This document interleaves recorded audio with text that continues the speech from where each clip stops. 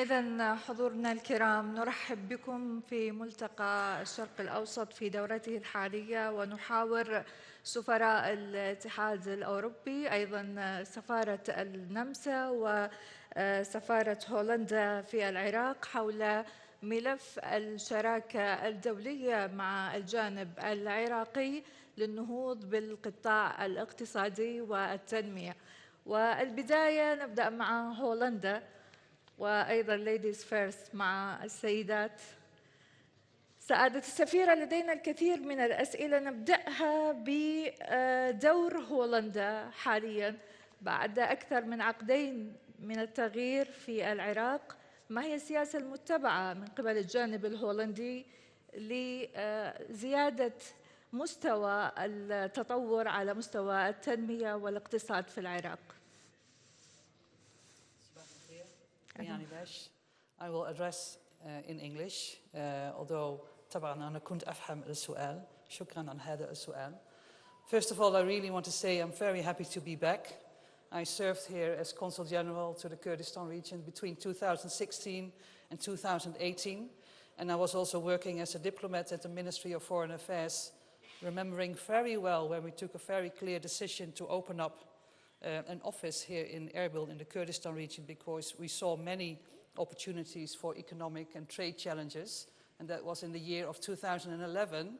And since then I've been really also involved in policy making from The Hague on Iraq. Now, I would say the title chosen for this panel is very opportune, because it's about changing priorities, sharing priorities, and also evolving priorities. And I can honestly say that the current policy of my government, we're talking about 2024, Iraq is changing, Iraq is holding elections. We also had elections in the Netherlands, and we have a new cabinet in place since a few months.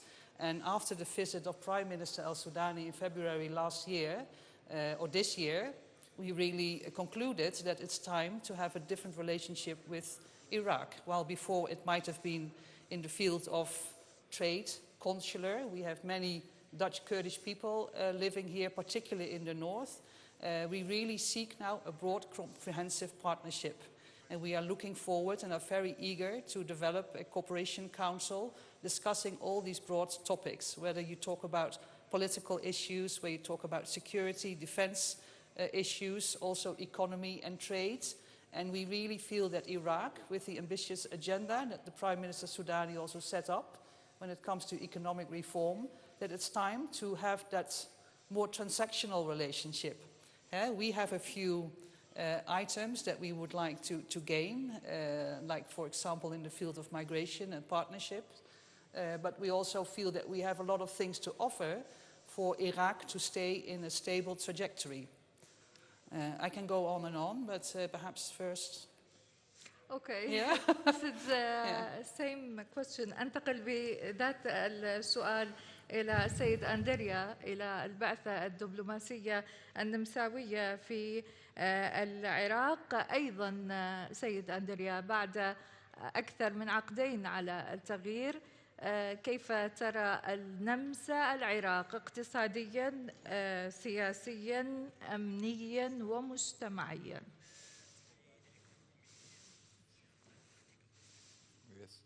First of all, thank you very much for the invitation. It's an honor and a pleasure for me to be here today with you. The word which was used describing the title of this event today was actually converging priorities. And the converging priority we do have with Iraq is quality of life. Quality of life in a comprehensive sense of the word. As you might have learned or noticed, in 2023, the Mercer Quality of Life Survey was published, and all 50 cities, starting from the 1st to the 50th on the ranking list, came from the Western Community of Nations. So this tells you something about the effectiveness of the Western system and the Western way of life when it comes to improving the quality of living for the citizens. That being said, the mirror image of quality of life inside the country is productive diplomacy in foreign policy. And the criteria for quality of life are also quite clear. We can start with healthcare, which is very important, infrastructure, safety, education, higher education, access to economic goods and well-being. And if this list of criteria sounds familiar to you, so should it, because this is also the priority list of the Iraqi government in the framework of its service-oriented agenda, which we completely share and support. And in light of this, there have been some serious achievements in productive diplomacy between our countries since September 2023, when we reopened the embassy in Baghdad. Before that, we had already signed the migration understanding consisting of 2 joint declarations in May and July 2023. On the 12th of September 2023, we signed a memorandum of understanding on cooperation in internal security. So this covers the security aspect of the quality of life focus. In January 2024, we signed the memorandum of understanding on consultations between the Ministries of Foreign Affairs, so this covers the political dimension. On the 11th of July, very important, we signed an air services agreement. This covers the people-to-people contacts. On the 23rd of September 2024, we signed an MOU between the Chambers of Commerce. This covers the economic exchanges. And a very important achievement, which you have all seen in the media, was the completion of the agreement for the delivery of water spray equipment amounting to $262 million via the Austrian Bauer company to the Iraqi Ministry of Agriculture. This was completed on the 17th of September. Bottom line, we can say that the productive diplomacy dimension of the quality of life focused priority between Iraq and Austria is thriving. And I thank you for this opportunity to be here today. أنتقل إلى السيد توماس رئيس بعثة الاتحاد الأوروبي في العراق. تعرفنا على الانطباعات الأولية لهذه العلاقة على مدى عقدين من الزمن. نتساءل عن ربما خطة الاتحاد الأوروبي ومستوى الدعم الذي تقدمه بعثة الاتحاد الأوروبي لمساعدة العراق بعد اجتيازه جملة من التحديات كما ذكرناها أمنية واقتصادية. ما هي الخطط اليوم المطروحة على الأرض فعلية لمساعدة العراق؟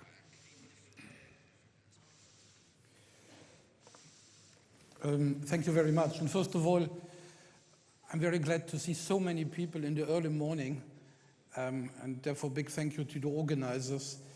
So you're all here to listen to EU people. This is fantastic, I would say in the beginning and as an opener. And thank you very much for my 2 colleagues to have given you already a little bit of flavor. I would start by saying I would like to congratulate the Kurdistan region to have had elections. This is a point I have been, together with the UN, very much advocating for. And I see some Kurdish representatives smiling here.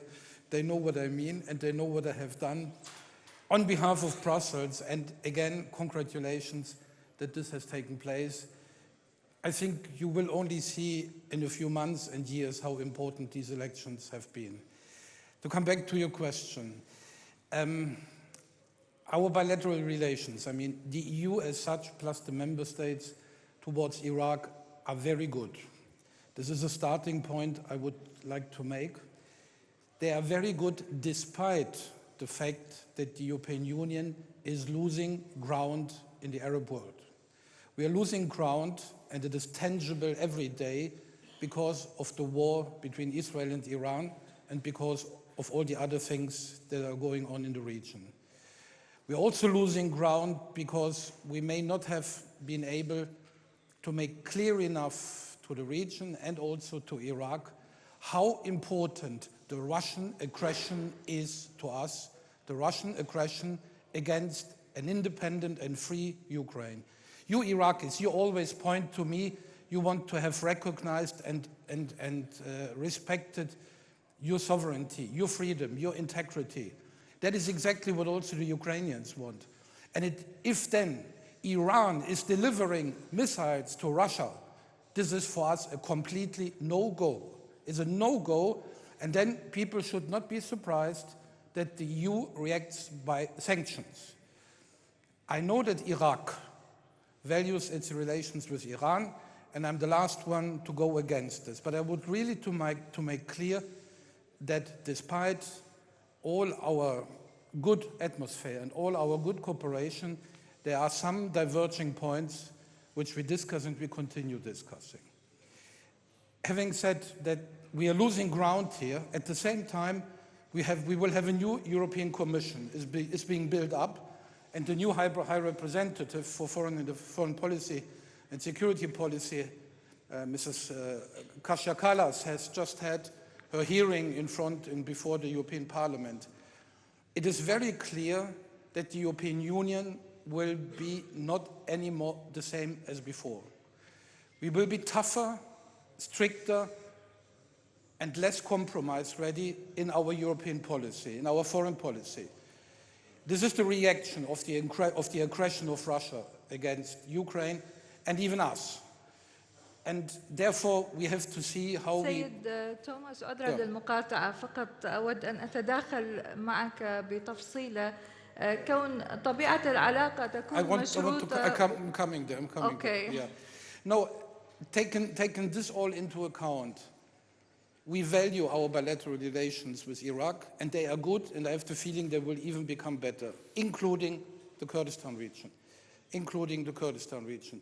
And some elements mentioned already here are also in our agenda. They are clear in our agenda.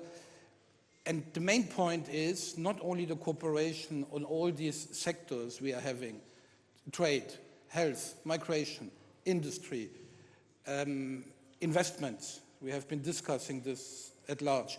We want to do much, much more together on this. And the good thing with Iraq is we have a partnership, and the partnership is working. We have been working together with the Council of Representatives on this famous personal status law. We may not agree to the final result, but the way in which the discussion took place is new. It's a quality discussion. It's a discussion on substance. We have never had this before. So we want to continue our bilateral engagement, and I'm sure that there is readiness, full readiness on the side of the government in Baghdad, but also by KRI. And to come back to your other questions, we will not lower our level of financial support. This is also planned to take place. We will see with the government whether we can focus a little bit more. Focus on, as Andrea said, people, development of people, and also the development of jobs, economy, and the young people in Iraq. Sorry that I was a bit long, but I wanted to a little bit give the frame. Yes. أريد أسأل، يعني تحدثت عن تحديات كبيرة خلال هذه الدقائق، فهل أخلص إلى أن هذه العلاقة مشروطة، سيما أن هناك الكثير من التحديات؟ عندما نتحدث عن شريك أساسي مثل الولايات المتحدة وبخطابها الرسمي هي تتحدث عن شراكة شاملة.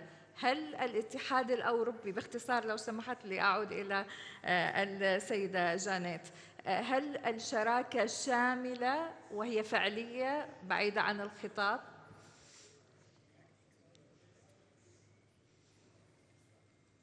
No, it's very practical. It's very practical. We cooperate with the government on anti-corruption. We work together with the government on the drafting of laws that are necessary to fight corruption. We do the same, by the way, with KRI. Yeah? It's very concrete because we have agreed, and it's not us dictating this, we have agreed with the government that to have a systemic approach against corruption is important. Not to have a success here and there and another success, but a systemic approach based on the rule of law. And then to implement this. As one example, we have other concrete projects in the cooperation of civil society.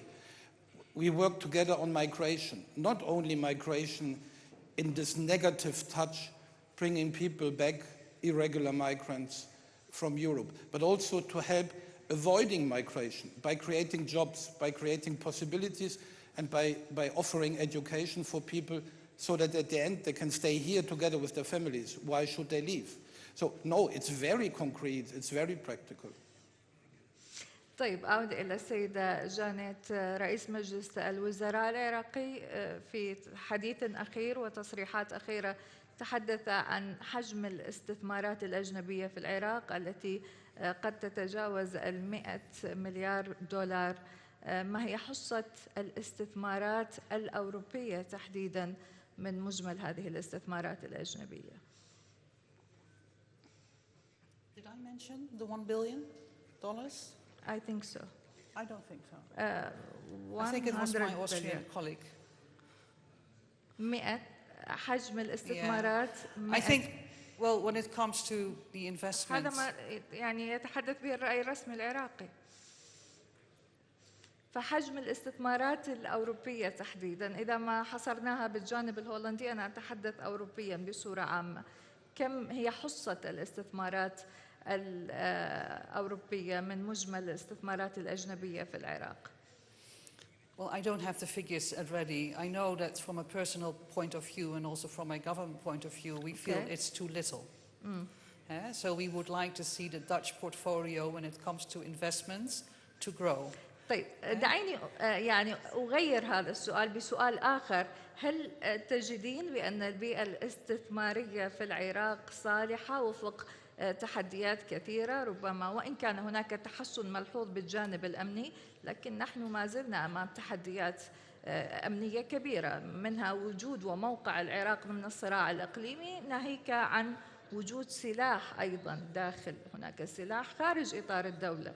فكيف ينظر الجانب الأوروبي والهولندي على وجه التحديد إلى مستقبل الاستثمارات الأوروبية في العراق؟ Of course. Yeah, if you go towards an evolving partnership and a different type of cooperation, you go towards a broad partnership, you would like the trade and economy part to be a large chunk of it.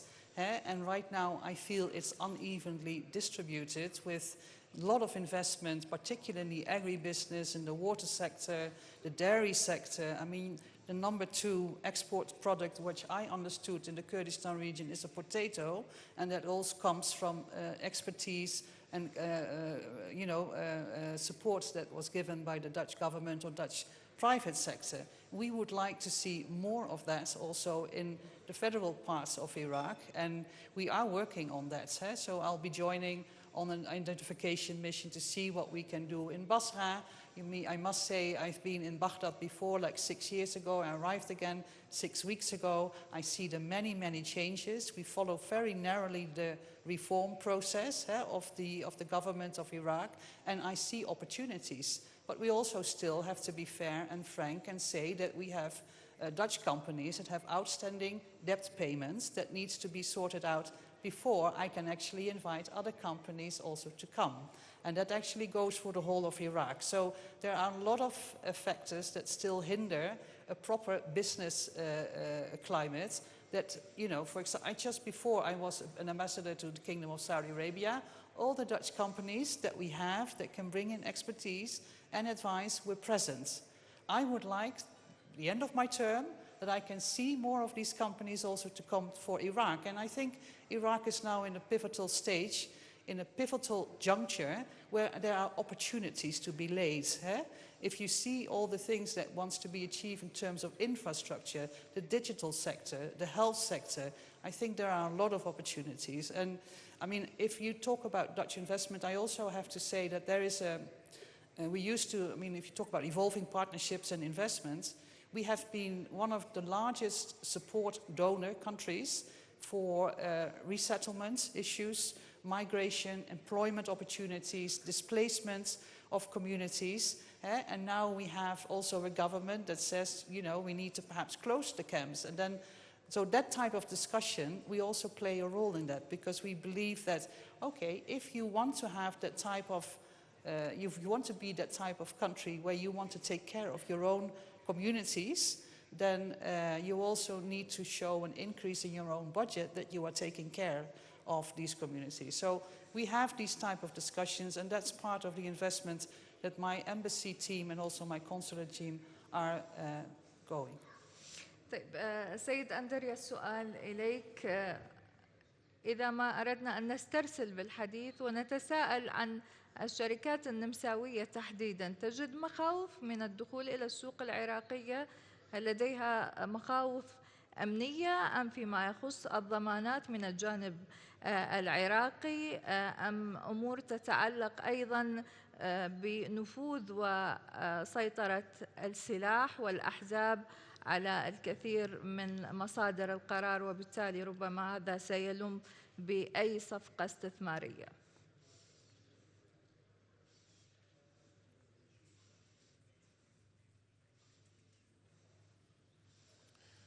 I mentioned first the quality of life as a common priority of both our governments, and obviously rule of law, respect for the law, and strict subordination of the military forces to the political leadership are crucial parts of the rule of law dimension of the quality of living. So we trust and expect the Iraqi government to bring everybody into line who does not respect the law and the guidelines of the commander-in-chief, if necessary with the full force of the law. طيب سيد توماس، أتوجه أيضا إليك بالسؤال لأشمل هنا ربما مجمل الشركات الأوروبية. هل الموضوع يتعلق بربما تقاعس بعض الشركات الكبرى للاستثمار؟ هل هي مخاوف أمنية أم أمور تتعلق بالروتين العراقي؟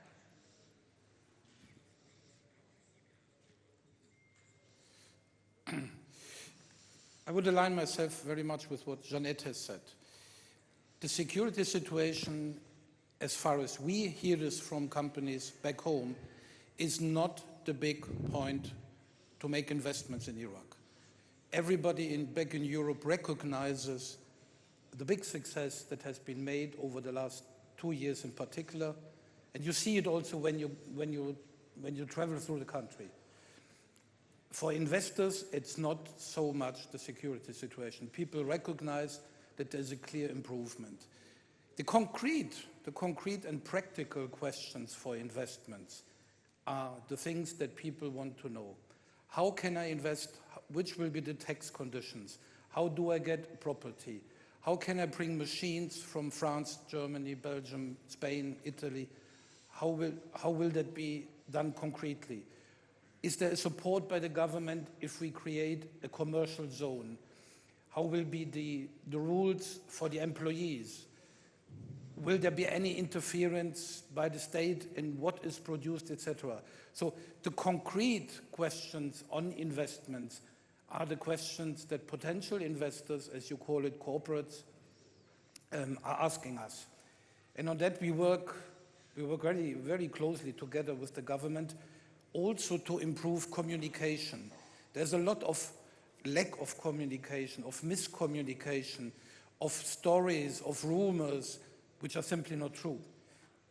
But I know also that in some governorates, the readiness to receive companies from Europe is absolutely there, but the unclarity of the investment conditions prevails. That's what we have to get over. And I think you have a very nice session later this morning where you will discuss this, and I look very much forward to this. So, summary, security not anymore the big problem, the concrete situation and questions on how we do investments.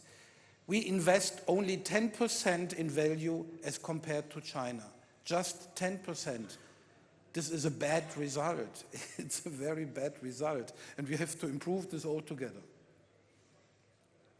إذن ما هو مستوى الطموح وفق هذه النسبة المتدنية إذا ما أردنا أن نتحدث عن الاستثمار بشكل موضوعي وواقعي في ظل التحديات التي ذكرتموها يعني سادة الضيوف؟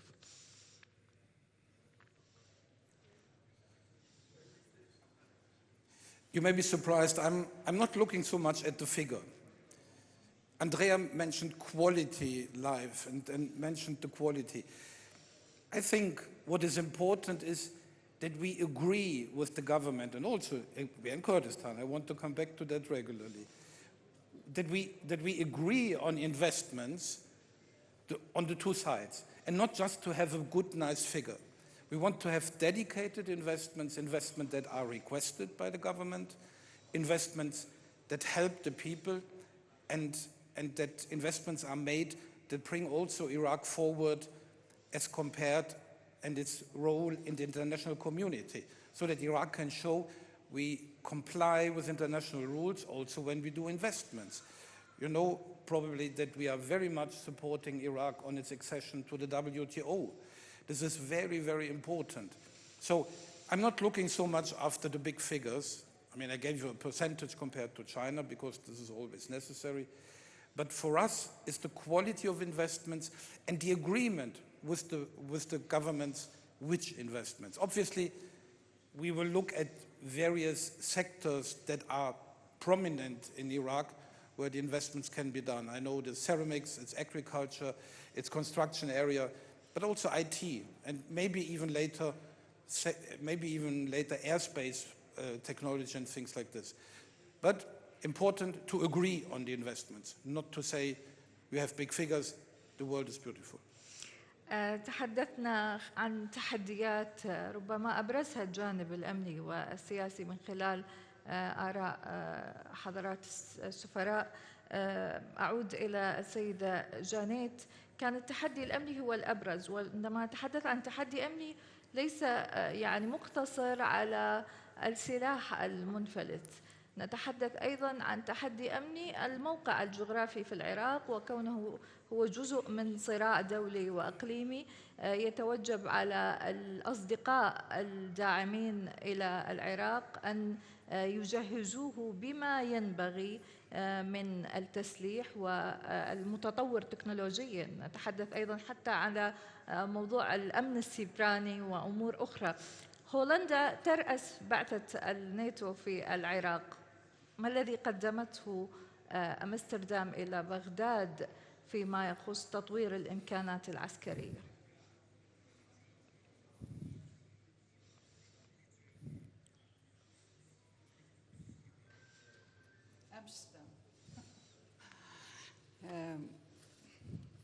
Yeah, I think it's part of that comprehensive package that we don't only want to be seen as a country that does trade or agribusiness and water. It's a comprehensive package. We are very proud to be the lead of the NATO advisory mission in Iraq. We're very proud to have advisors, quite a large chunk of advisors in the EU AM mission. We're very proud of our support that we provide for the Ministry of Peshmerga. And of course, the coming year, we will also take a very close look how we want to proceed with that type of security cooperation. And I'm sure it will be part of the package on the table for discussion where we have the broader bilateral consultation council between the Netherlands and Iraq. Because the security and the stability of Iraq is a security and stability concern for us. And so it's a mutual interest.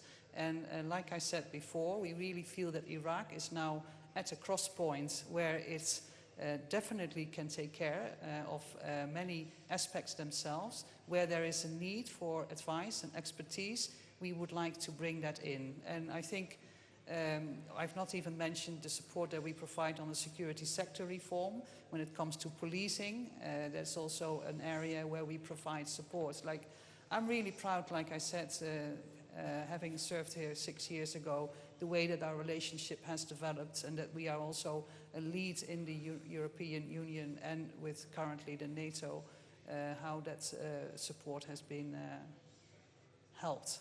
Yeah.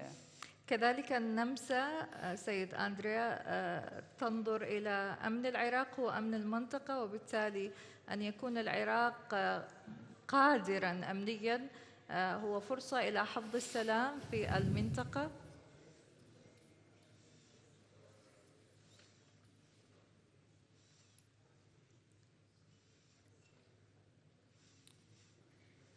far as Austria is concerned, I'm also happy to announce that we are also participating in the NMI mission as an operational partner starting from November this year. Security obviously is a comprehensive notion in our view. It is most importantly an issue of comprehensive human security. It starts from water management, climate change mitigation measures, and it ends up with functioning federalism. This is also important in Iraq, to maintain internal institutional stability. The elections in Kurdistan are a big, very important milestone in the direction of continuing to strengthen the stability in Iraq, and they are a powerful message of normalcy. I believe this is the key word towards which we should all strive. Normalcy means that the day-to-day life of the citizens becomes better, and this is actually the foundation of security in every country, because, and this brings me again to the original topic, make no mistake, quality of life is not everything, but without quality of life, everything is nothing. Thank you. سيد توماس، لن أسهب كثير في الحديث عن ربما الدعم الأوروبي للعراق باصطلاح، ربما السيدان اختصرا الموضوع، لكن نتحدث عن اليوم موقف العراق إقليميا من الحرب الدائرة في غزة وأيضا الحرب في لبنان. سيد رئيس الوزراء سيد محمد شيع السوداني قبل يومين قال بأن الحكومة العراقية هي صاحبة القرار في موضوع الحرب والسلم، وهي إشارة واضحة إلى أن كل من يحمل السلاح في الداخل العراقي لا يمكن له أن يتبنى أي عملية عسكرية دون الرجوع إلى الجانب الحكومي. كيف قرأتم هذا التصريح، وما مدى إمكانية أن يكون العراق أو الحكومة العراقية قادرة على ضبط هذا الملف؟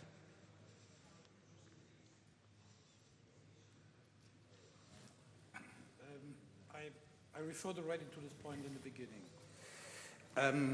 We think and we value, and I want to say this explicitly also here, the current policy by the Iraqi government when it comes to the regional war.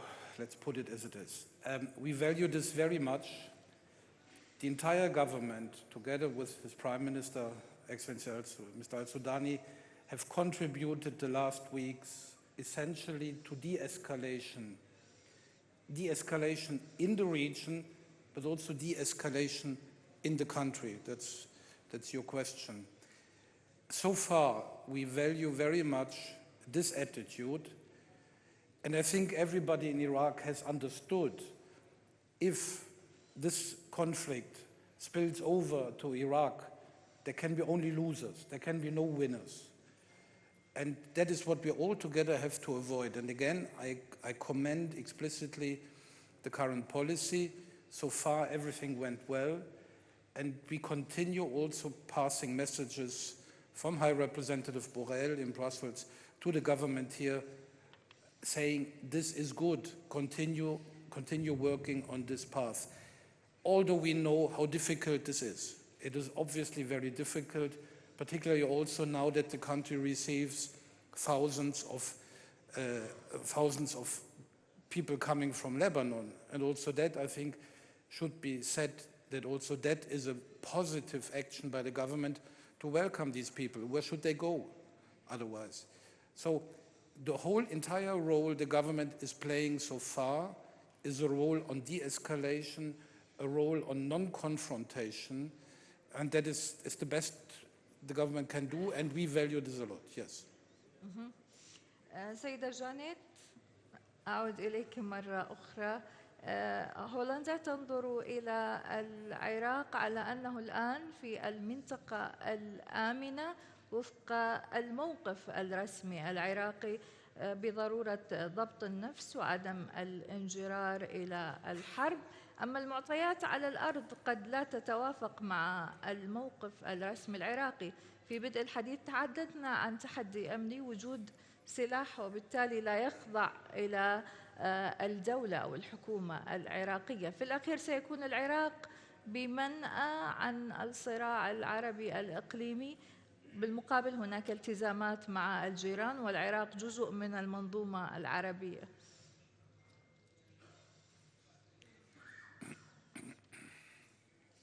I think I can only echo the words that were said by my colleague, the EU ambassador. I think the path that has chosen for Iraq to remain out of the conflict and to pursue the stable path, Iraq cannot afford to be in that conflict again, because it's a country that has chosen a different path.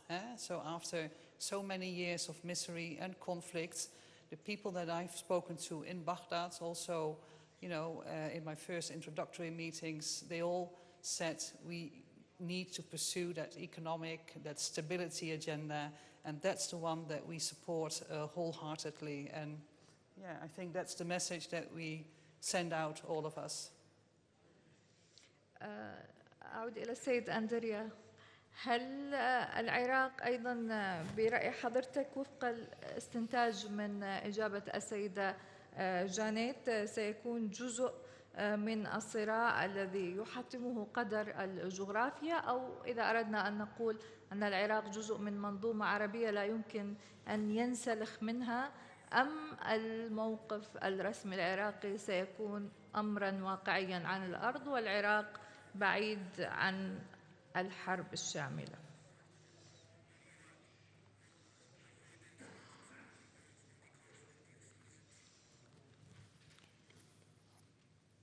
Yes, I do, because the course charted by the government led by Prime Minister Soudani is wholeheartedly supported by the overwhelming majority of the Iraqi people. Thank you very much.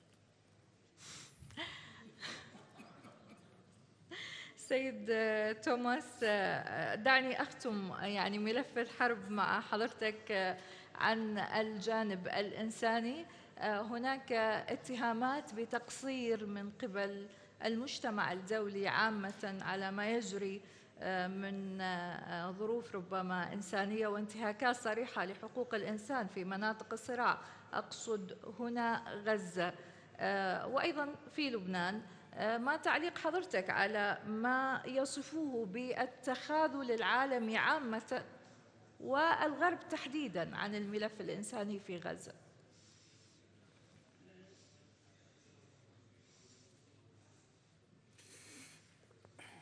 Well, let me first say that every child and every people dying in Gaza or in Lebanon or wherever else, also in Israel, is one too much.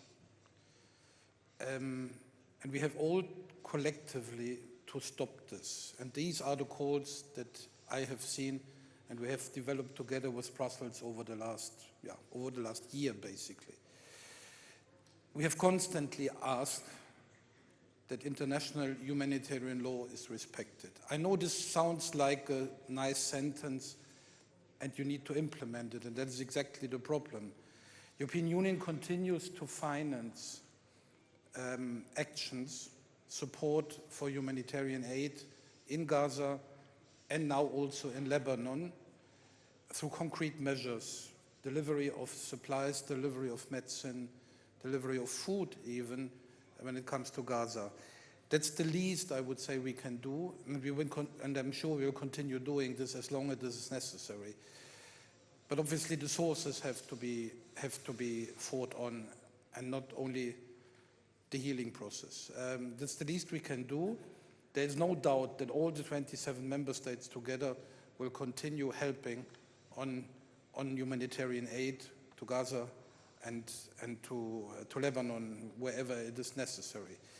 But again, we have to come together, all of us, and to find a peaceful solution to this, and then we don't need this anymore. But as long as necessary, I'm 100% convinced that the EU and each and every member state will make available whatever we can to alleviate the humanitarian crisis.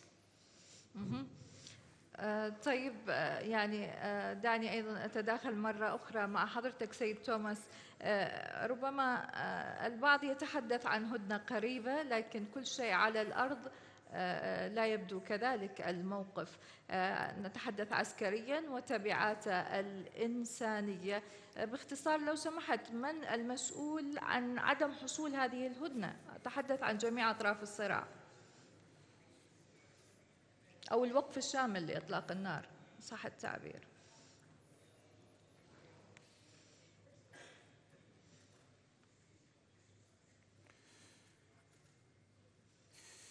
That's a very difficult question, and it's certainly not me to tell you today it is A, B, C, or D. I think they're all together responsible that there is no ceasefire. There were proposals, the last ones also by President Macron. You know very well that he has been very active on this. We have supported this initiative. This has to end, yes, but to fingerprint, you are more responsible, I am less responsible, is not helping the cause. There are some international actors, definitely, who have a say, and have a say much more than the European Union on this. We call upon them also to do everything that there is the readiness for a ceasefire. Sometimes we are very close, then we go again away from it. But we cannot continue like this, and everybody has to come together and to see what is necessary for ceasefire. It is on the one hand the hostages still kept by Hamas. On the other hand, it is the bombing by Israel on schools in Gaza. All that has to stop, and there has to be a solution on this.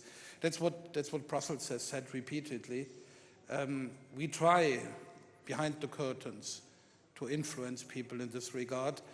Yes, you may say we have not been very successful so far. Yes, this is true, but we keep on trying.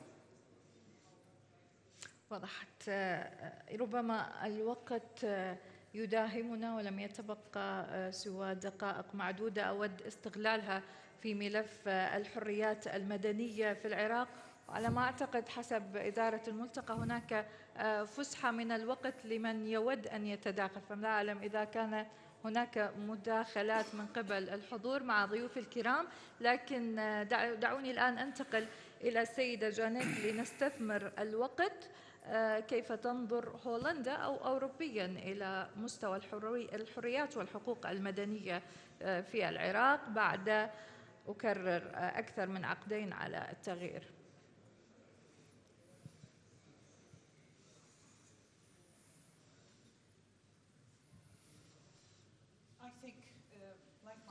Said, first of all, congratulations on the very successful run of the elections, and we're also very hopeful for a good and fair and free and fair elections on the national elections in 2025.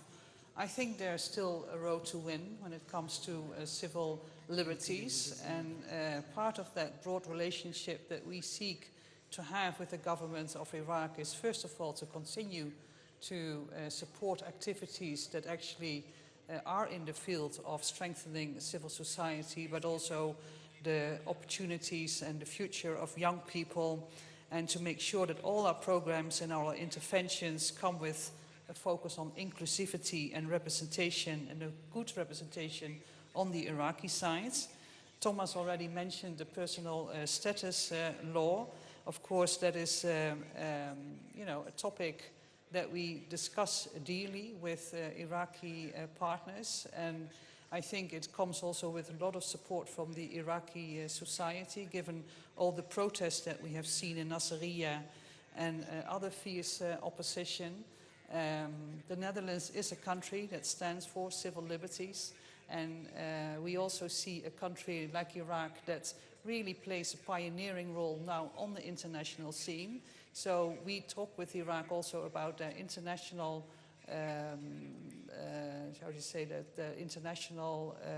responsibilities, given the legislations that they have also ratified. And it's an important agenda, important topic. Thank you. سيد توماس سأعود إليك الآن. سيد توماس. سيد توماس السؤال لحضرتك. تمام. ما هي ربما الأدوات التي يمكن أن تستخدمها أوروبا للدخول على خط الأزمة فيما يخص ملف الحريات المدنية في العراق؟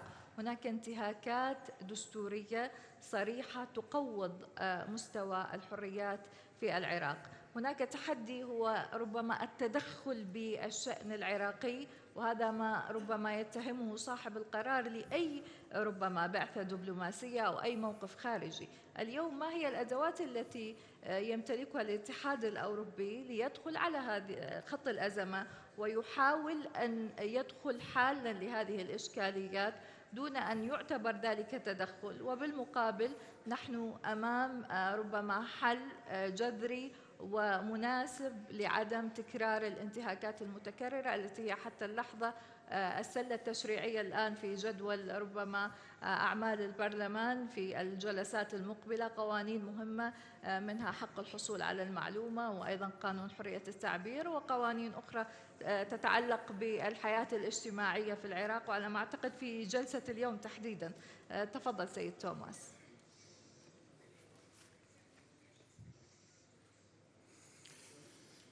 Well, you mentioned a very important point, non-interference.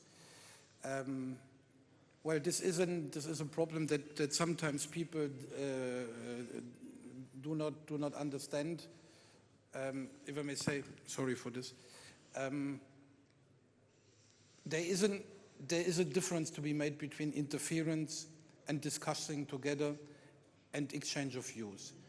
We have a clear policy not to interfere.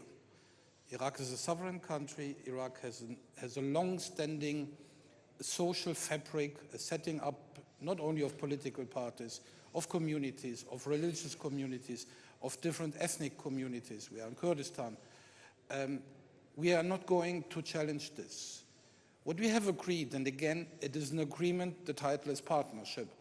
What we have agreed, and we do agree continuously, is to discuss, to exchange views. I think there is a progress when it comes in general terms to civil society, to participation by the society in political matters. Also, and in particular, I come back if you want it or not, in Kurdistan. There's also an improvement here. It may not be yet there where we would like to see it, but again, we are not interfering, we are discussing and we're exchanging views. Of course, we take the freedom to support financially civil society organizations where we think they are important for more democracy, for more civil rights, for more freedom of expression. But I would also like to say media and others often portray us as, when it comes to freedom of expression, that you can say whatever you want. No, there are also limits to the freedom of expression. And when religious leaders are insulted in an unprecedented manner, this is not covered by the EU's freedom of expression. I want to make this very clear. And that's not what we stand for. Freedom of expression means people can say what they think politically without fearing to be arrested, without fearing to have disadvantages in their life. But as again, we have an extremely well elaborated human rights dialogue and civil society dialogue with Iraq. And we are actually going on this path. And the openness, I said this in the beginning, the openness in which we were discussing the personal status law is unprecedented, that we have never had before. And I value this as a very big step to an even better future when it comes to these subjects.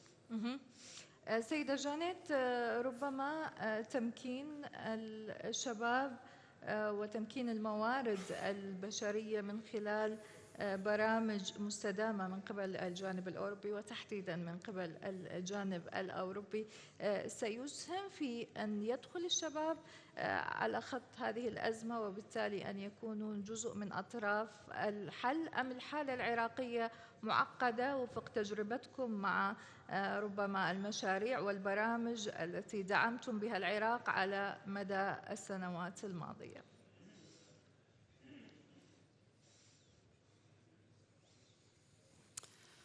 Well, I think it's one of the programs I'm most proud of, given the fact that 65% of your population is under the age of 30, given the fact that Iraq is a country with very challenging demographic figures.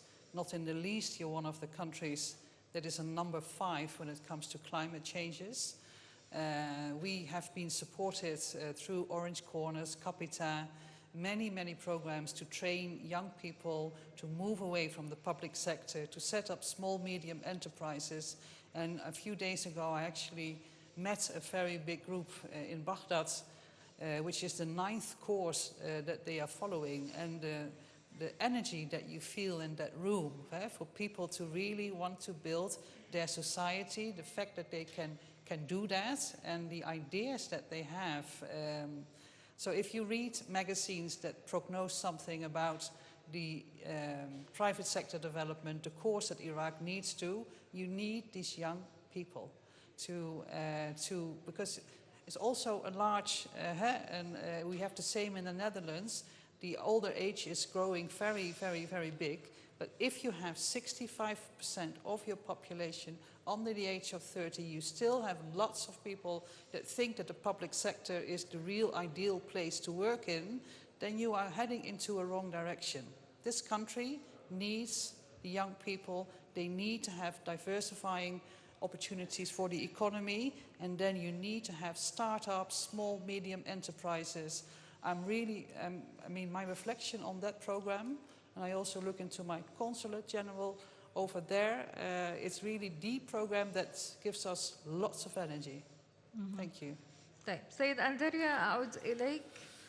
التخوف من قبل الجانب الأوروبي عامة من التضييق على الحريات رغم مساحة الحرية المتاحة بعد 2003، لكن إن سألنا المواطن العراقي يعتقد هناك نوع من التضييق على الآراء، فهو يطمح إلى المزيد. التخوف الذي نسمعه من خلال وسائل الإعلام من قبل الجانب الأوروبي على مستوى الحريات في العراق والتضييق الذي يجري هنا، تخوفكم من سلة التشريعات التي طرحت في البرلمان، مشاريع ربما ستعدل وبالتالي هي مثار جدل وقد تلم بالنسيج المجتمعي العراقي، أم هو انطباع مسبق لتجربة 21 من الزمن أو من الحكم بعد إسقاط النظام السابق؟ نعم.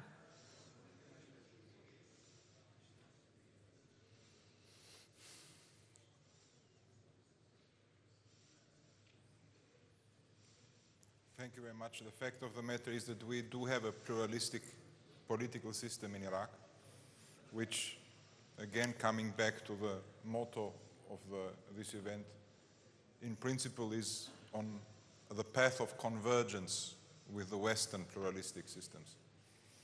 And from that point of view, it is in our common interest that the legislation and the political system in Iraq develop along a path which is compatible with Western values in the widest sense of the word.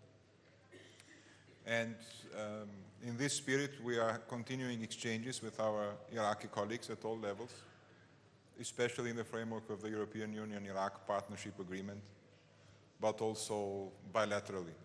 And I'm asking for your understanding that whatever we have to say to our Iraqi colleagues will share it with them in private. طيب سيد توماس، وددت أن أسأل هذا التساؤل إلى السيدة جانيت كونها سيدة، لكن لا بأس كون المساحة لحضرتك. أوروبيا وغربيا نتحدث عن طموحات كنا نتمناها فيما يخص تمكين المرأة، سيما هناك الكثير من الملاحظات في الداخل العراقي قد تتحملها المرأة نفسها، وأيضا ربما الظروف السياسية والمجتمعية التي حالت دون تمكين المرأة بالشكل المناسب. ما هي الخطط الجدية الأوروبية لدعم المرأة لتمكينها وبالتالي التصدي إلى ربما القضايا المجتمعية والسياسية وأن تأخذ مراكز مهمة في صناعة القرار؟ نعم.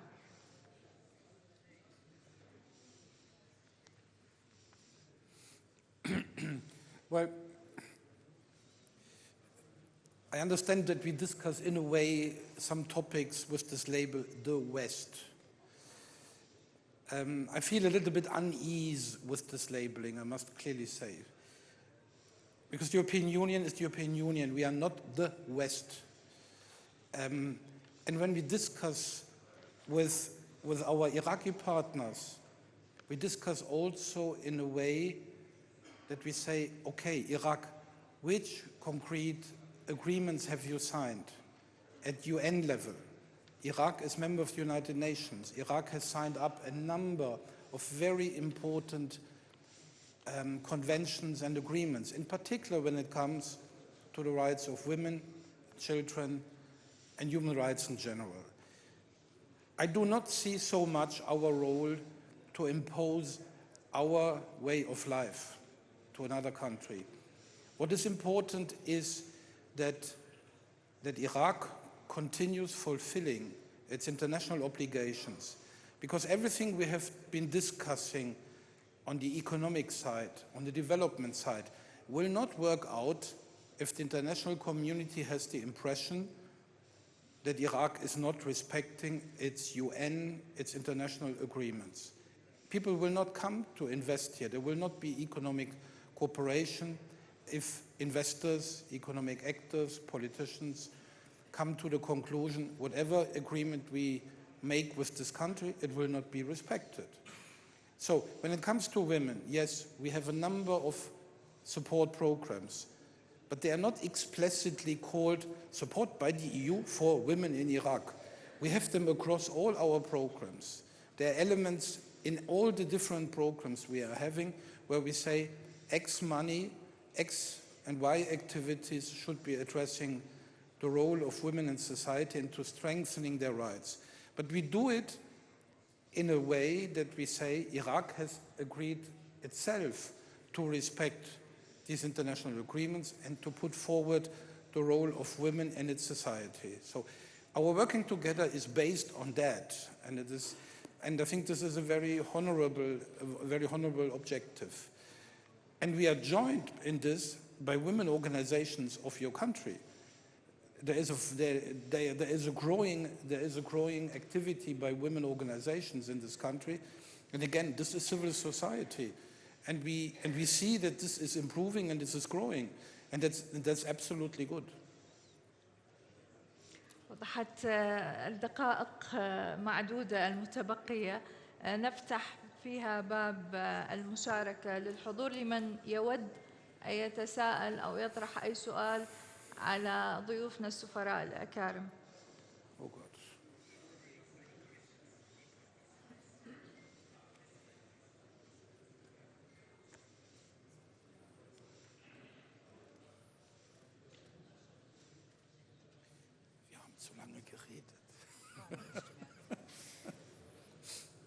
لا أعلم هل هناك أحد يود أن يتداخل مع الضيوف؟ تفضل. مايك لطفاً.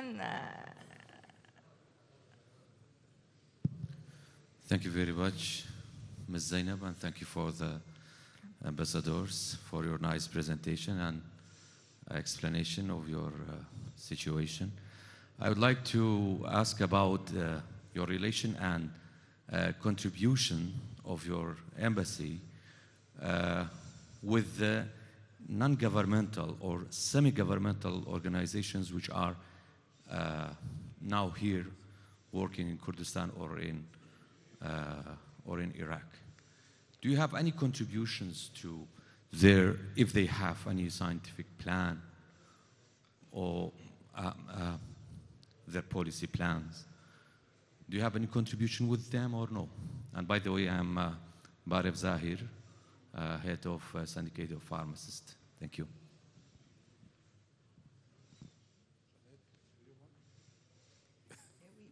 We have many programs,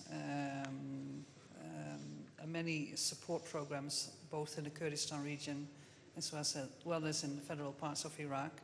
And perhaps we can talk afterwards. I can tell you a little bit how we work. Austria is also extensively reaching out to civil society in Iraq as a whole, but also in Kurdistan. Specifically, we have been working with universities and also other private sector organizations. The focus has been on federalism and climate change mitigation.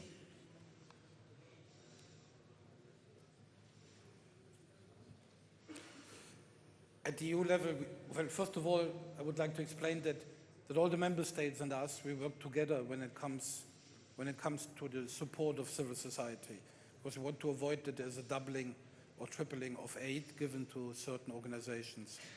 I thank you for your question, because in particular in Kurdistan, we have corporations. We look very much at everything that has to do with democratic development, electoral systems, but also civil society in itself. We support civil society organizations to become stronger, to become more active. And we have also some activities in the sector of health, and then a lot dealing with migration for obvious reasons. We have some support programs for the Yazidis in place.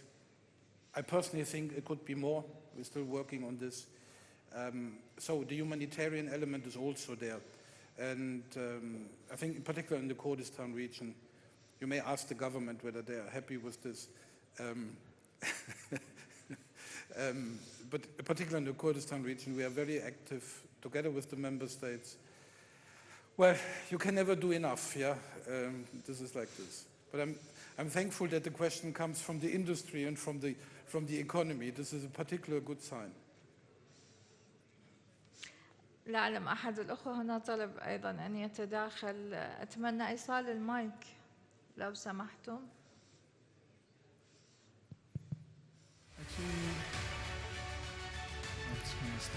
للأسف على ما أعتقد أن الوقت قد داهمنا، وهذه الموسيقى تدل على نهاية الجلسة. شكرا لحسن الإصغاء والاستماع، ونتمنى أن يكون السادة السفراء قد قدموا شيئا مفيدا خلال هذه الجلسة.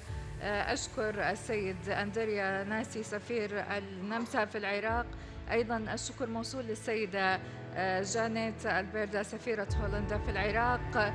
توماس سيلر رئيس بعثة الاتحاد الأوروبي في العراق. Thank you so much. Thank you for being here. شكرا.